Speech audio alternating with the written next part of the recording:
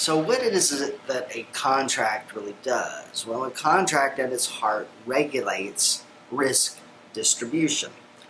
Contracts can shift the burdens of risk between the two parties. So all of those risks that we discussed, whether of the performance variety or unexpected conditions variety, well, those can be assorted between the parties. Parties can contract with regard to any risk. And in fact, they can even contract to risks that neither party has any control over, whether that's absurd or improbable. There was a case once where the parties essentially contracted as to whether it would rain or not. The case involved a sale of cattle, and the cattle were in dire straits. The cattle were in poor condition because of a drought. If the drought continued, the cattle would die and they would become valueless. On the other hand, if the drought ended and the rain started, then the cattle would be bought at a steep discount to what they would ordinarily have been available for. So the basis of that contract essentially was, will it rain or not? Well, the party who essentially bet that it would not rain, the party who bought the cattle, and the cattle later died, attempted to get out of the contract on the basis that this was a contract involving something that neither party had control over. And the court said, in the end, you can contract to whatever you want.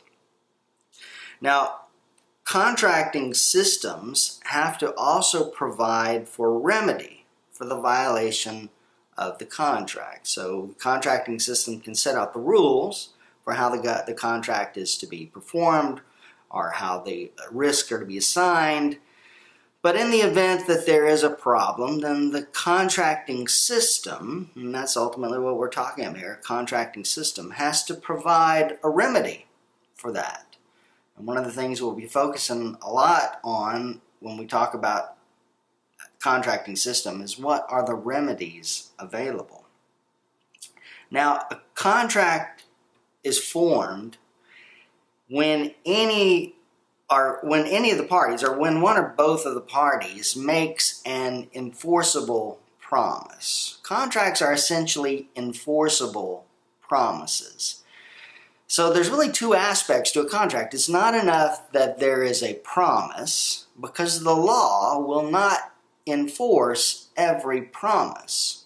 Only those promises that rise to the level of a contractual obligation, those are the types of promises that the law will enforce.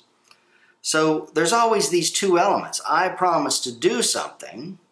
I promise to purchase a car, or to build you a house, or something along those nature. And there's a promise, and that promise is usually made in exchange for another promise. I promise to purchase a car, you promise to give me a car in return for my purchase price. I promise to build you a building, you promise to pay me for the building that I'm providing. So what happens when one party fails to follow through on his or her promise? Well, a contracting system, first of all, has to decide what kind of promises that the contracting system will enforce, and the contracting system has to provide a remedy for violation of the contract, for failing to do that which was promised. Now, contract law, the contracting systems that we're going to discuss, so there's really three different contracting systems in the United States today. So the primary source, the first source of contract law in the United States is what's known as common law. It's case law. It's based on precedent.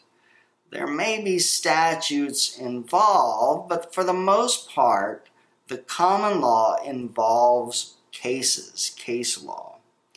Now, the common law governs certain types of contracts. It governs contracts related to services, things like getting a haircut, building a house, something along those lines, fixing your car. So contracts related to services, contracts related to real estate, governed by the common law. Real estate is the ground or anything that's permanently connected to the ground.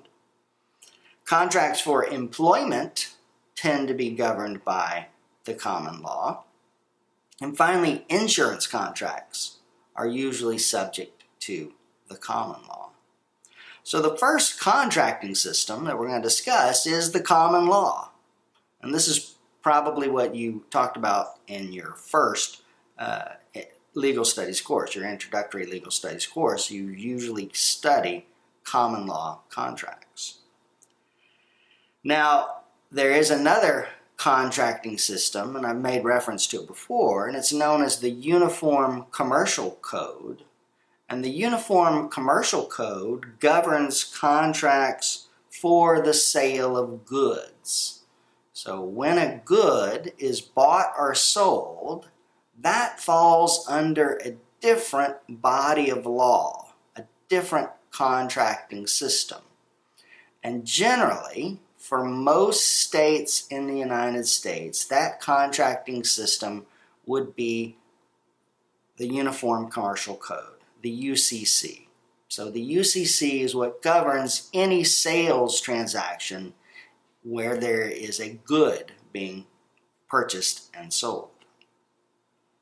Now, the third contracting system, and the one we're going to spend most of our time on, is that contracting system that's based on an international treaty, the Convention on Contracts for the International Sale of Goods, which we will often refer to as the CISG. The CISG governs the sale of goods when those goods are being bought by a company or by a buyer that is a resident of a different country than the seller. So when goods are being bought from a buyer and being transported to from a seller, and the buyer and the seller are different nationalities. Where that occurs, then the binding contracting system is going to be called the Convention on Contracts for the International Sale of Goods, or the CISG.